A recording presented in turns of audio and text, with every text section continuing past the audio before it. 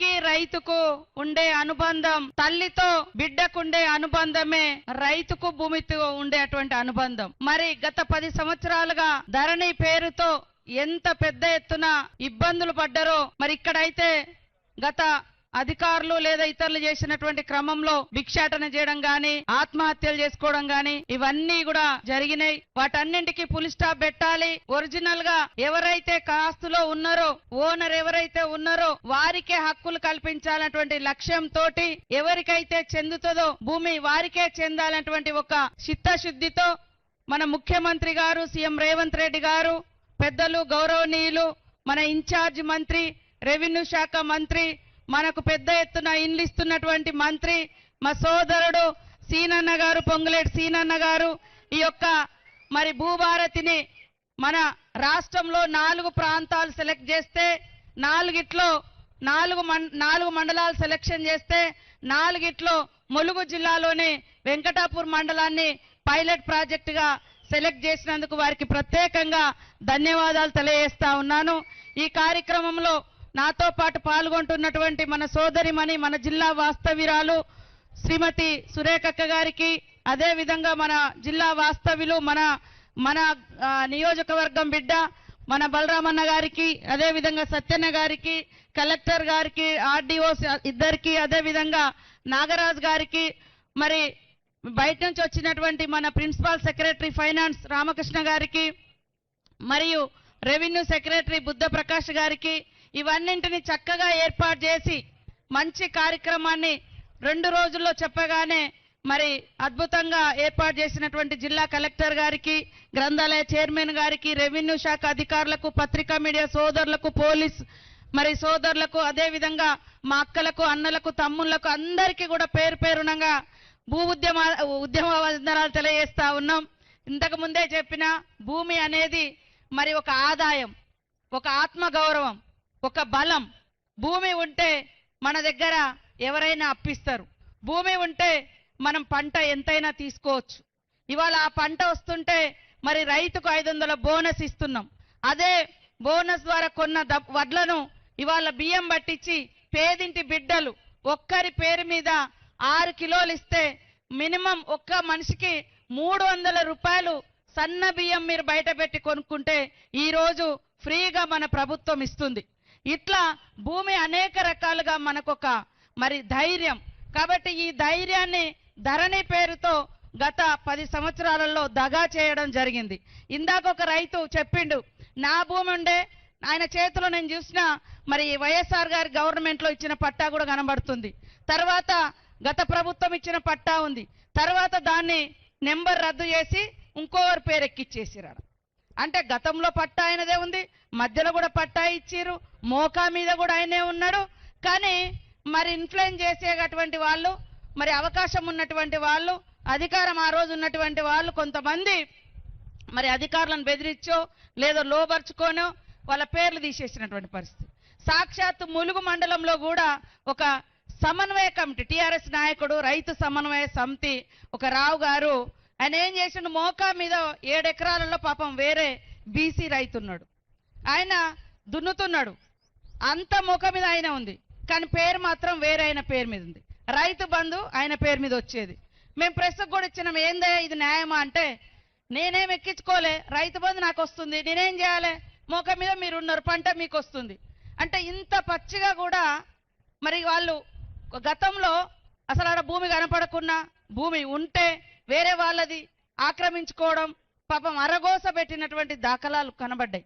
వాటన్నింటినీ చెక్ పెట్టాలనే ఉద్దేశంతో ఈరోజు భూభారతి చట్టాన్ని తీసుకొచ్చి ఎవరైతే అర్హత ఉందో, ఎవరికైతే చెందుతుందో వాళ్ళకే ఈ భూమి దక్కాలనేటువంటి లక్ష్యంతో కొత్త చట్టానికి శ్రీకారం చుట్టినటువంటి సీఎం రేవంత్ రెడ్డి గారికి, పెద్దలు రెవెన్యూ శాఖ మంత్రి పొంగులేటి సీనన్న గారికి మరొక్కసారి ధన్యవాదాలు తెలియజేస్తా ఉన్నాను. అధికారులు కూడా మనం చూసినాం, గతంలో వీఆర్ఓలను వాడుకున్నంత వాడుకున్నారు గత ప్రభుత్వం బీఆర్ఎస్ నాయకులు. ఎక్కడంటే అక్కడ వీళ్ళ భూమి వాళ్ళ పేరు మీద ఎక్కించుకున్నారు, వాళ్ళవి వీళ్ళకి ఎక్కించారు. తర్వాత లాస్ట్కి ఏం చేసిర్రు, వాళ్ళే దొంగలు, అధికారుల దొంగలని వాళ్ళని తీసేసారు. మొత్తం ఎక్కింది ఏమో వాళ్ళ భూములు, వాళ్ళ పేర్ల వేరే వాళ్ళ భూములు వాళ్ళ పేర్ల మీద ఎక్కించుకున్నారు, వాడుకున్నారు. అధికారులను వాడుకొని ఎక్కించుకున్నారు, తర్వాత అధికారులను దొంగలని చెప్పారు. కాబట్టి దయచేసి అధికారులు కూడా ప్రభుత్వం ఒక మంచి లక్ష్యంతో ఈ చట్టాన్ని తీసుకొస్తుంది కాబట్టి తీసుకొచ్చింది. న్యాయంగా ఎవరికి దక్కాలో అవసరమైతే 100 మంది ఆ ఊరోళ్ళను ఆ చుట్టుపక్క కాస్తుదారులను తీసుకొచ్చి కూడా వాళ్ళ ముంగట సాక్ష్యాలు తీసుకొని ఇది నిజమా కాదా అని కూడా మనము విచారణ చేయాలి. కాబట్టి ఈరోజు మిగతా విషయాలన్నీ కూడా పెద్దలు సీనన్న గారు సురేఖక్క గారు మాట్లాడతారు. ఇక్కడ వచ్చినటువంటి మా అక్కలకు అందరూ తెలుసు, ఈ ప్రభుత్వం పేదల ప్రభుత్వం, పేదల కోసం పనిచేస్తుంది. మేము ఏమేం పేదల కోసం తీసుకొచ్చినామంటే, మరి ఎర్ర బస్ ఎక్కేది పేదలే, పేదింటి ఆడబిడ్డలకు బస్ ఫ్రీ పెడితే వ్యతిరేకిస్తున్నారు బీఆర్ఎస్ వాళ్ళు. పేదింటి బిడ్డలు కూడా సన్నబియ్యం తినాలని సన్నబియ్యం పంపిణీ చేస్తే వాళ్ళు కళ్ళలో నిప్పులు పోసుకుంటున్నారు. పేదింటి గుడిసెళ్లలో ఉచితంగా ఇళ్లలో కరెంట్ ఇస్తే అది తప్పు అంటారు. మరి రాష్ట్రంలో దేశంలో ఎక్కలేని విధంగా 500 గ్యాస్ కనెక్షన్ ఇస్తున్నాం, గ్యాస్ సిలిండర్ ఇస్తున్నాం, అది కూడా తట్టుకోలేకపోతున్నారు. 10 ఏళ్లలో ఎంతమందికి వెంకటాపురం మండలంలో ఇండ్లు వచ్చినాయో ఒక్కసారి ఆలోచించండి. ఈ రోజు మరి పెద్ద ఎత్తున ఇల్లు కూడా శాంక్షన్ అయిన నిన్న మొన్న ఫైనల్ కూడా చేయడం జరిగింది. ముఖ్యమంత్రి గారు, మంత్రి గారు, మరి రెవెన్యూ మన ఇందిరమ్మ ఇండ్లు కూడా ఇచ్చేటువంటి హౌసింగ్ మంత్రి గారు కూడా మన ఇన్ఛార్జ్ మంత్రి పొంగులేటి సీనన్న గారే. ఫస్ట్ పేదోళ్ళకే ఇయ్యాలి, తప్పకుండా ఈ 3-4 సంవత్సరాలు అందరికి ఇల్లు ఇస్తాం, కానీ ఫస్ట్ ఆకలయ్యేటోళ్ళకే అన్నం పెట్టాలనేటువంటి లక్ష్యంతో, గూడు లేనోళ్ళకే ఇల్లు ఇవ్వాలనేటువంటి లక్ష్యంతో ఇల్లులు కూడా ఇవ్వడం జరుగుతూ ఉంది. రైతు పంట పండిస్తే బోనస్ ఇచ్చడం జరుగుతూ ఉంది. రైతు రుణమాఫీ చేయడం జరిగింది. గుంట కూడా భూమి లేనటువంటి వాళ్ళు రోజు 100 రోజుల పని పోతే వాళ్లకు సంవత్సరానికి 12,000 రూపాయలు ఇవ్వడం జరుగుతూ ఉంది. ఇన్ని పథకాలు గతంలో ఎన్నడూ కూడా లేదు. ఇవాళ నీ భూమే కాదా తెలియదు, నీ భూమి ఇంకోటి పట్టా చేసుకుంటే చాలు, వాళ్ళ 100 ఎకరాలున్నా 500 ఎకరాలున్నా వాళ్ళ ఖాతాలలో రైతు బంధు వేసినమనేది, కానీ ఒరిజినల్ గా మోక మీద ఎవరున్నారో కూడా వాళ్ళు బయటకు తీయలే. కాబట్టి అవన్నింటిని కూడా ఇవాళ బయటకు తీసే లక్ష్యంతో మరి ఈరోజు న్యాయంగా ప్రజలకు దక్కాల్సింది దక్కాలన్నటువంటి లక్ష్యంతో ఈ యొక్క కార్యక్రమం ఇక్కడ చేయడం జరుగుతుంది. ఖచ్చితంగా కాంగ్రెస్ ప్రభుత్వం అంటేనే పేదల ప్రభుత్వం, పేదల సంక్షేమం గురించి ఆలోచించే ప్రభుత్వం. అధికారానికి వచ్చిన సంవత్సరంలోనే 59,000 మందికి ఉద్యోగాలు ఇచ్చినాం. వెంకటాపురంలో కూడా వచ్చినాయి. ఊరూర్లో 5గురో 4గురో 3గురో దాదాపుగా ములుగు జిల్లాలో 400 మందికి ఉద్యోగాలు వచ్చినాయి. పోలీసు కానీ, కానిస్టేబుల్, ఇతర టీచర్స్ కానీ, ఇతర కానీ. గతంలో ఉద్యోగాలు కూడా లేవు.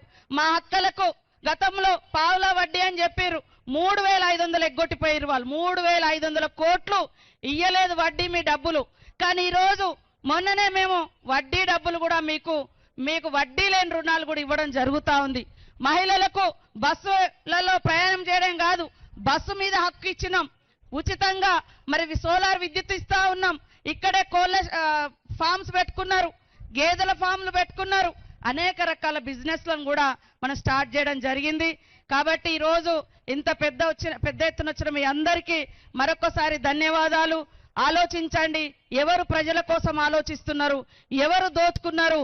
ఒక్క ధరణి పేరు మీద వేలాది ఎకరాలు కొన్ని కుటుంబాలు, అధికారంలో ఉన్నటువంటి ఆనాటి అధికార పార్టీ నాయకులు ఎట్లా ఆక్రమించుకున్నారో తొందరలోనే ఒక్కొక్కటి బయటికి వస్తుందని కూడా ఈ సందర్భంగా తెలియజేస్తూ ఈ కార్యక్రమాన్ని మంచిగా నిర్వహించినటువంటి కలెక్టర్ గారు, ఇతర అధికారులకు, అశేషంగా తరలి వచ్చిన మా సోదరులకు, సోదరిమణులకు అందరికీ కూడా పేరు పేరున హృదయపూర్వక నమస్కారాలు, ధన్యవాదాలు.